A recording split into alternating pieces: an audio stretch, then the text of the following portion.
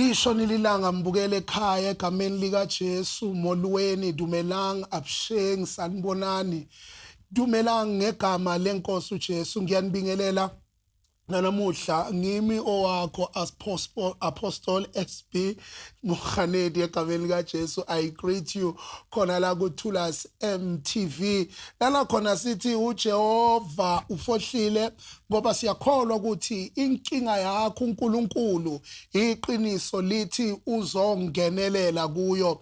Akukhathalekile ukuthi ujongane nani, akukhathalekile ukuthi what are you going through empilweni yakho, uNkulunkulu iqiniso lithi uzongenelela. Uma sithi ke uJehova ufohlile suke sithi uNkulunkulu ngeke ayicele ipermission emadimonini, ngeke ayicele ipermission kubangani bakho, ngeke ayicele ipermission ebazalini, ngeke ayicele futhi ipermission ngisho nakubathakathi abavale inhlanhla yakho. uNkulunkulu mazokwenzela uzokwenzela igama lakho balivalile bakubone usungale. uNkulunkulu asayihlumelisile impilo yakho.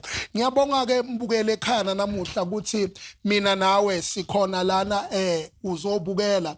Ngiyacela ukuthi utshele omunye nomunye ukuthi makasondele egameni lika Jesu, avule iTV yakhe lapha, avule ifoni yakhe, avule ilaptop yakhe, because namuhla sizokhuluma izwi likaNkulunkulu that will bring breakthrough empilweni yakho. Lo nyaka njoba sesibona so part nendawo manje siyakholwa ukuthi uNkulunkulu kulo 6-5 months osele kukhulu uNkulunkulu uzokwenza lento athi manrebele inkariso mraro wempilo yakho. Ngifuna ukuthi na ke namuhla ntambama egameni lika Jesu sithandaze khona sizobese sifunda izwi likaNkulunkulu egameni lika Jesu ngoba ummangaliso wakho ngiyawuzwa ukhona, ngiyawuzwa ufikile.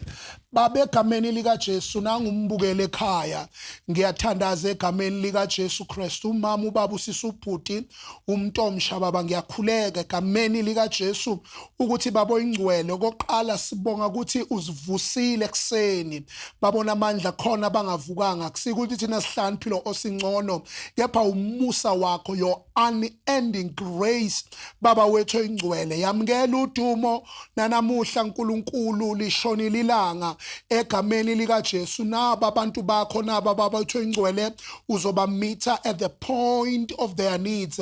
In Jesus name we thank you Lord. Amen.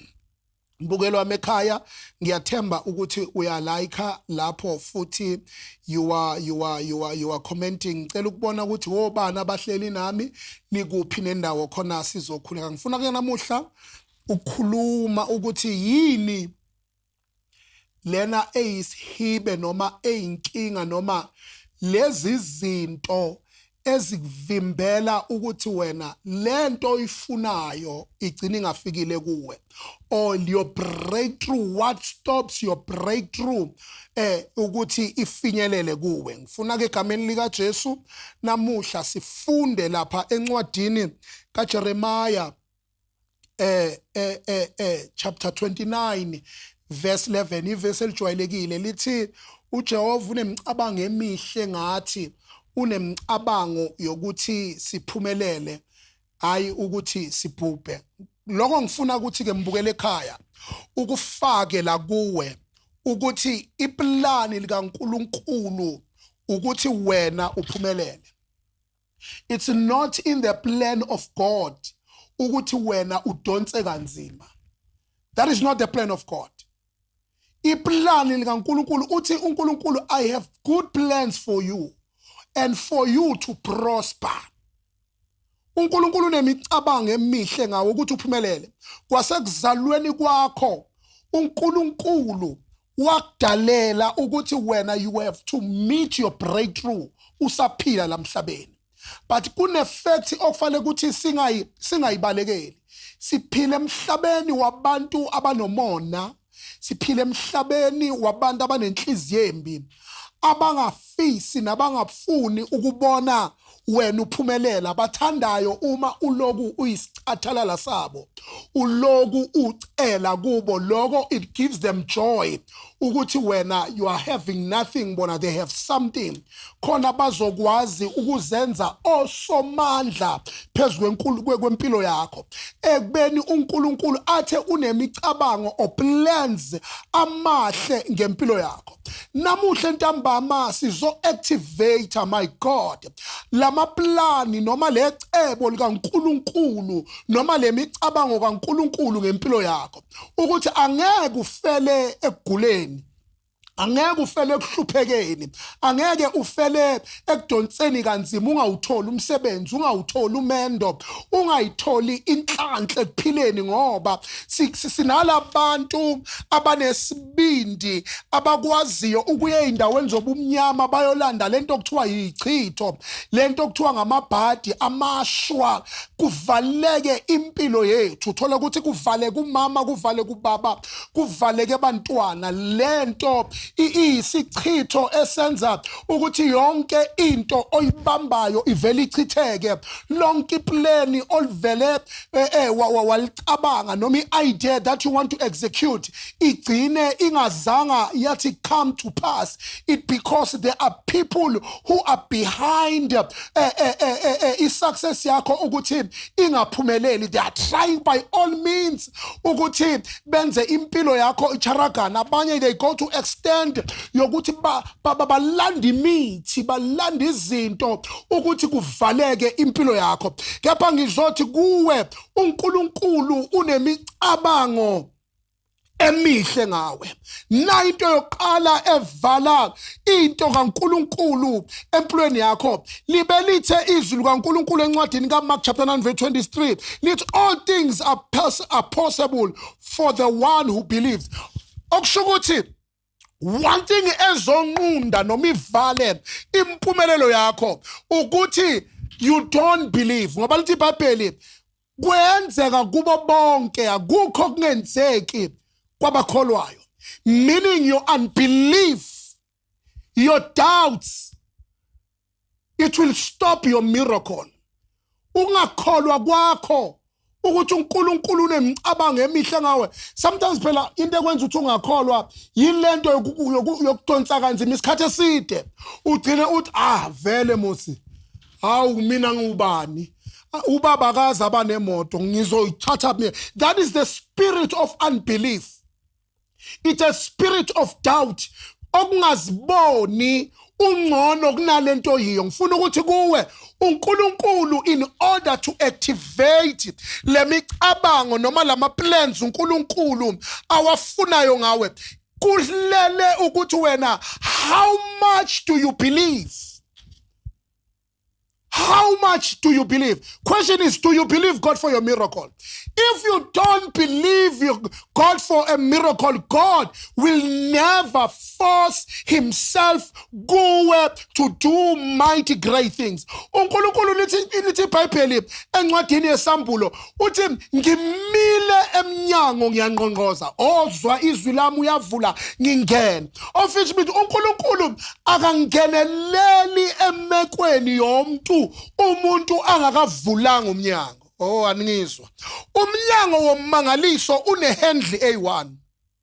The handle is not outside for God to use it, but the handle is inside for you. If you are hearing the knock, ubesu uyavula so that he comes in, because God will never force you to become what he wants. If when you have decided and you believe ukuthi uNkulunkulu unemicabango emihle ngawe, meaning I stand together with you against the spirit of unbelief, the spirit of doubt. Don't doubt God. Nanoma ngabe bakhona baphambi kwakho abahluleka, akusho ukuthi uzohluleka. Noma ngabe kwahluleka anti bakho, noma kwahluleka uma wakho noma babakho, noma ngabe mhlambe unanto ukuthi mina ngizalwe la okungakaze kwashada umuntu khona, lento ungayifaki kuwe and believe ukuthi nawe it's your portion. It's not your portion. Believe God for something greater than your past. Believe God for something greater than izinto ezenzekile ku family background yakho. The second thing ezokubamba ukuthi ungamkeli umangaliso wakho, it's unforgiveness and bitterness.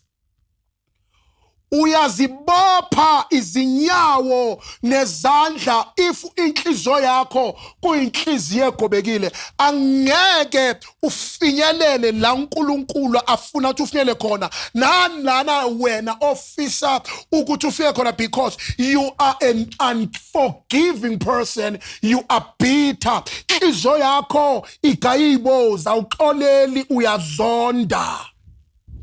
But you want things from the Lord. And ngaleso sikhathi uzonda lo mkhonto engabe ubhekise phambili, ulwa nezitha zakho ngawo, uthathile wena uyigwaza ngawo, because you are unforgiving, you don't want to forgive. Ubambele abantu amagqubu, ubambe amagqubu past relationship, yebo bakhetha, okay, move on for impilo ukuthi ibe much greater than where you are. Ungaloku ubambe amagqubu. Abanye benu into ebenza bangaphumeleli nina amagqubu, nina inhliziyo embi, anifuni to let go. Nanoma ngabe uyezwa ukuthi how painful it is. Why should I let go? It because I want my breakthrough. Because iyasivimba isimangaliso sakho i-unforgiveness. Okwesithathu, yini evimba ukuthi kuvaleke isimangaliso sakho? Hidden sins, hidden secrets. Yimfihlo oyifihlile eziyingozi ezivimba impumelelo yakho. Uphila nje sisuyazi ukuthi le ngane kuyona eyalo muntu othi ngeyakhe. Lento leyo izokubamba ngoba iyisecret enhlizweni yakho, iyitshe. Izokuvimba ukuthi nanoma ngabe uyesontweni uyathathela. Kunabantu abayothandazelwa niyokuwa, nivuke, niyosebenzisa ama prophetic products, niyoyakupheza ngomeni, niye enyangeni, niye kuba prophet. Dololo i-breakthrough. Inkinga yakho unezinto hlezi phezu kwazo okufanele ngaba uhlala ngaphezu kwazo. And lezo nto ohleli phezu kwazo ziyayivala impumelelo yakho. Okunye okubamba impilo yakho ukuthi ingaqhubekeli phambili, ukungakwazi ukubekezela. One thing, ngoNkulunkulu udinga abantu abazolinda. That's why lithi iBhayibheli, those who wait upon the Lord shall renew their strength. Meaning, if ungakwazi ukulinda uzofuna ama-shortcut empilo. And ama-shortcut empilo yiwo lawa azokufaka einkingeni, because uzothatha yonke alternative oyitholayo and you will find yourself in a big mess because you are not patient enough to wait upon the Lord. You are not patient enough ukulinda enkosini. Uyamlinda uNkulunkulu. Okugcina before sithandaza, inkinga yakho ufuna kwenzeka izinto but you don't consult umnini wokwenza izinto. Ufuna kuvesane kwenzeke kanti izinto zenzeka ngoba ukwazi to spend your time in prayer. Because in prayer it's where miracles happen. Umuthandaza usuke uthi mina Nkulunkulu, I don't have power to do my things. It's only you who I'm involving, ebomini bam, who's able enough to do mighty great things empilweni yami. Angeke ukwazi kuvuleka izinto empilweni yakho ungumuntu ongathandazi ozocabanga ukuthi kuvele eqhathake. Phela iBhayibheli lithi ocelayo uyaphiwa. Kucelwa kuphi emthandazweni? Ongqongqozayo uyavulelwa. Kungqongqozwa kuphi emthandazweni? Ngegama likaJesu ngikhuluma nawe mlaleli, ngifuna kuphele lo nyaka ka-2026 simangale sisu sakho sibambe kanje.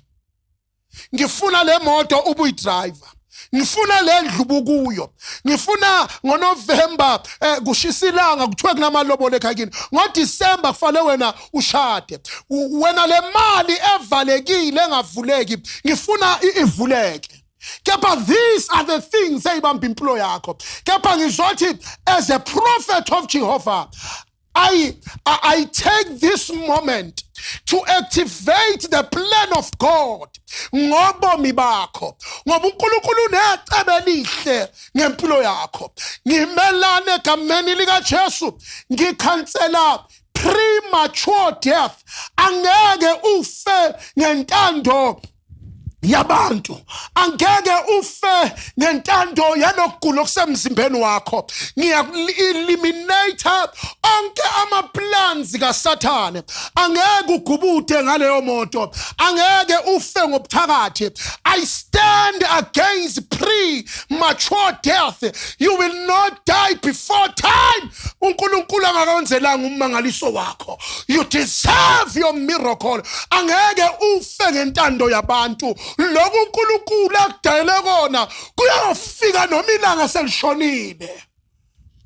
Ngiyakhuleka phezu kwakho, ngithi uJehova unemicabango emihle ngawe.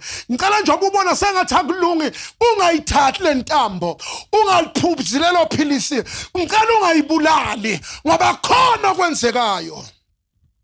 Between now and the 31st of December 2026, as a prophet of God, ngithi uNkulunkulu makakwenzele.